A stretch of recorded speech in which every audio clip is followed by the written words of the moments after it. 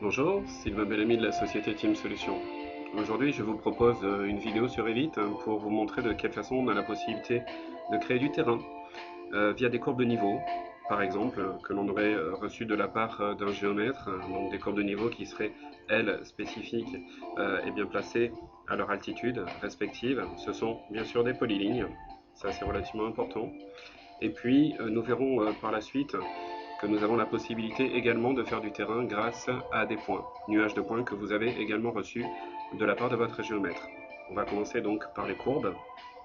Nous allons bien sûr dans Revit importer le fichier DWG via l'onglet Insérer, Importer CAO. On fait bien attention de se mettre sur le plan masse. Importer CAO, on va aller chercher donc notre dossier terrain et les courbes AutoCAD. Bien faire attention aux différentes options qui vous sont proposées également lors de l'insertion. Et nous allons ouvrir donc nos courbes. On voit bien ici nos courbes sont présentes à l'écran. On va basculer en 3D pour plus de facilité. Et on va pouvoir donc regarder effectivement que les courbes sont placées à des altitudes bien spécifiques.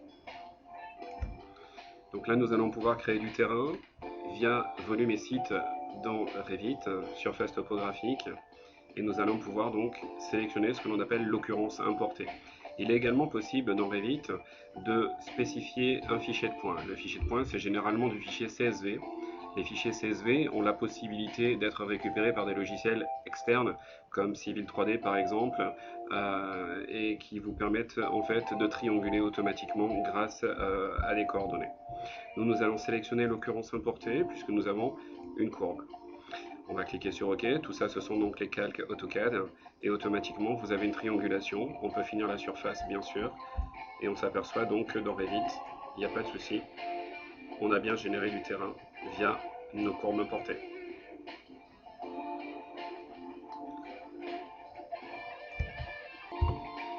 Nous allons passer à la seconde phase de cet exercice ou de cette présentation.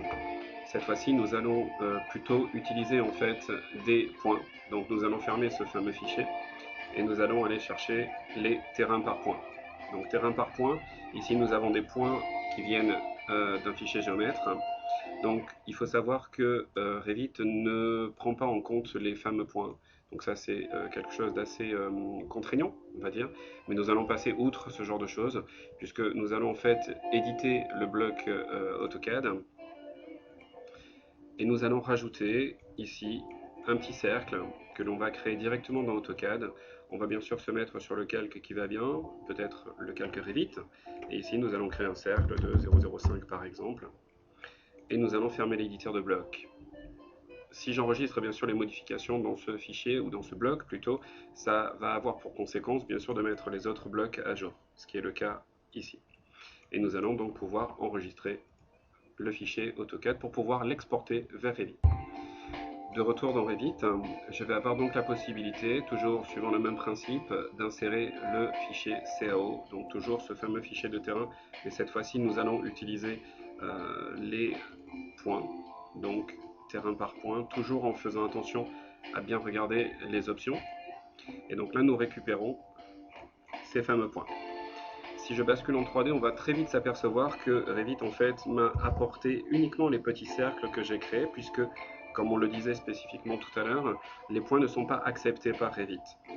Donc une fois que j'ai ces fameux petits cercles, donc j'ai de la matière en fait pour créer du terrain, eh bien vous allez pouvoir sans aucun problème dans surface topographique et de la même façon que tout à l'heure, sélectionner l'occurrence importée et avoir la possibilité eh bien, de sélectionner ces fameux petits points.